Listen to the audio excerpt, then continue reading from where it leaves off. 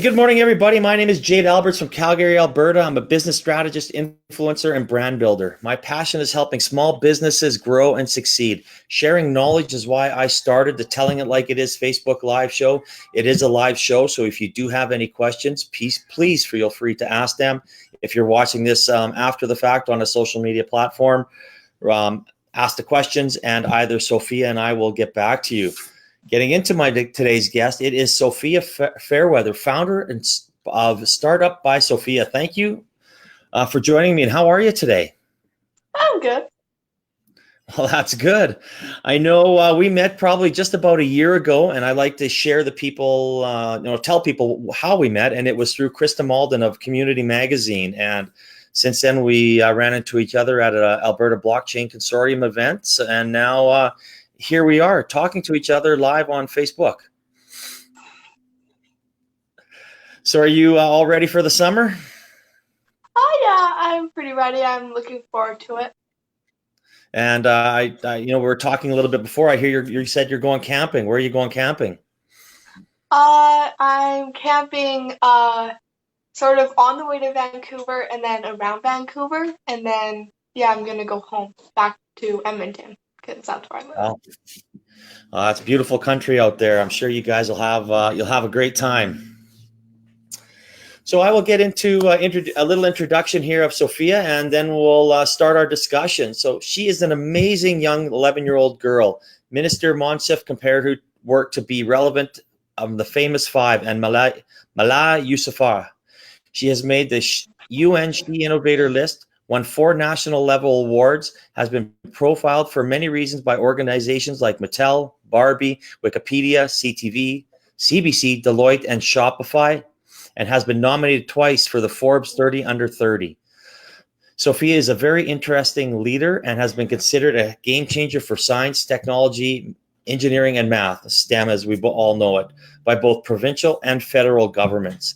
So you have accomplished so much at a young age. How did you get the entrepreneurial bug, and what was your first steps to figuring that out? Well, I've always been interested in making and building things because my dad was an engineer. So sometimes he would bring me to his work and I would sort of just look around and I would just learn stuff. But something I always realized whenever I went there. Oh, and by the way, I'm 5 in this. I'm around 5. And the thing I realized was that there weren't many girls or women that were there. And I was really confused by this. So I asked my dad why this was. And he said it's because girls just don't think they can be in this or that they can be in engineering or in STEM. So this confused me a lot. And then I said, well, maybe I can show them that they can because my dad also did run a bit of a business. So I sort of wanted to do that as well. So then I started off with cookies and coffee. So I'd make that, and then I sold it to coffee clubs. And from that, I got about $7,000. And with that, and at the time I was doing the cookies and coffee, I was coming up with something that wasn't just food. So, and I came up with FunCro. And how I came up with that was I was driving with my dad one day, and I saw that there was Velcro that was ugly and prickly. And I go to an art school, so I thought, hey, maybe I could change that. And then that's sort of how I came up with FunCro. So it's because it can be in any shape and also any colors, and also it's less prickly. So I used the $7,000 that I got from cookies and coffee, and I used it for R&D on my FunCro. And then with my FunCro, I've got $70,000, and I am still working with it to the day. And with that $70,000, I have actually bought a house. But I've also saved some of the money for university. and I've also used some of it to like go traveling, to go to different events that are coming up. Like for instance, there's one that's in Disney that I'm going to, Disney World, and I'm Cool. really looking forward to that. So yeah, it's really how I got started. And that is such an interesting story. I mean, I've interviewed a lot of people, but none of them have I heard that started with cookies and then went into and that is just an amazing, and for you to buy a house at the age of you are, it's just priceless, and that's such a it's such a good thing, and I'm so happy that you're saving some of the money for school as well, because that's very important. So congratulations on all your success to this date. Thank you. So I know you're in really high demand for speaking engagements, traveling to these events, obviously marketing and selling yourself. You know, do you like doing this? Are you able to manage it with your time and still find the time to be a young 11-year-old girl? Well, to be honest, like, yeah, I do have a bit of time. Like, I do have plenty of time to be just do the activities I want, because I do social media once in the morning and then once in the evening, and Okay. then I'll also just go over any old material that I think I should go over in the evening, and then of course if there's a presentation or like a thing like this coming up, then I'll practice with the questions, or I'll go over the presentation in the Mm-hmm. evening. But other than that, and around that time, I usually have a lot of time to just sort of hang out with friends, or just go swimming, or doodling or whatever, because those things I really enjoy. So yeah, it's barely, yeah, it's nice. But of course, when I actually go to conferences, like for instance, there was this one in Calgary that I went to that was called Adventures. I went to it about 3 weeks ago or something like that, and it was about three days. Yeah, it was 3 days, and of course, it's sort of difficult to do things that you want in between there, but we made time for it. Like we'd go out of the conference earlier and we'd do something, or like we'd go swimming, and of course like at the room that we were staying at, we just sort of relax there, or so we are able to so yeah, I think personally that I am able to just do stuff that I like. um yeah, and I'm able to fit that stuff around what I do. Oh, and that's good. I mean, I think that's still important to do things that you love. So I know you say, I just have a kind of a little question about, do you find it hard to get up, or did you find it hard? I know some people, even adults to this day, can't get up in front of a group of people and speak. Was that difficult when you started doing that, 3 years ago? I still get pretty scared whenever I have to speak in front of big crowds. Like I'm gonna be presenting this the Tuesday coming up to IBM STEM for Girls camp, and it's gonna be like that kind of thing where they get the badges and stuff and they talk and blah blah blah. So it's gonna be quite a few of these girls that are probably gonna be a little bit older than me. Maybe a few that are my age or younger than me, but most of them probably gonna be in like grade 7, grade 8, or around there. So I when I was younger though, I wouldn't even dream of doing that. So what I did was I sort of like just gradually got more people that I talk in front of, until like I've actually presented in front of, I think it was around 2,000 people. And of course I was scared. I was really scared. I did it. I made sure I understood what I was doing, but I was still quite scared. But I also find that it I'm always scared before I go on stage, but after I start talking a bit, I like loosen up and I'm a lot more happy and I'm not as scared. So that also helps, that I'm not scared the whole time I'm presenting. No, that's good. And I'm sure, I mean, even to this day, I get butterflies and when I'm speaking in front of people, but that's probably and I've been doing it for a long time. And so it's good to know that you were able to overcome your fears too. So I'm speaking with Sophia Fairweather with startupbysophia.com. If you want to just click on the comment section, you can go straight to her site to learn a little bit more about her. One question I had was, I know, I've interviewed a lot of adults, obviously. I would love to hear your perspective on entrepreneurship. What does it mean to you, and how do you think it will guide you through life? Well, what I like about entrepreneurship is you get to learn a lot from it. Also, you can like travel and meet many interesting people, but also you can do what interests you. Like, I like making things, so I started being an entrepreneur. And that's something I really like about entrepreneurship because you can kind of decide how to go forward, when to like kind of stop, when to focus on certain things, and what you're gonna do. Yeah. So, and also even like if it becomes like a big company, then it also can become like then it can be like your source of income, and then you can have money and stuff. All and you can be free and like you can take days off if you're ever sick or something. You don't have to like use like I think they're called like sick days or Yeah, whatever at exactly. work. So I think entrepreneurship's really cool. It is a little bit of work though, and it is a little hard to get started and meet the right people. But once you start going, it's nice. No, I agree with you. It is a lot of hard work, and it is a great lifestyle. And I guess speaking of succeeding, and what you mentioned about building a company, so people obviously feel the stress of to succeed.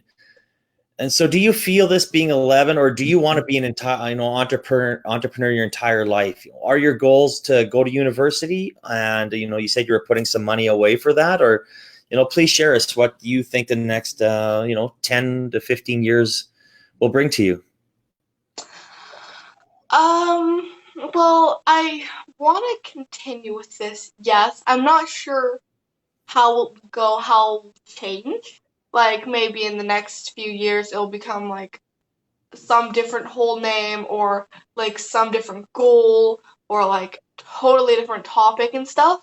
Yeah. But I do want to keep going with this unless like I'm forced to stop. It has been really nice to have this, to have my business.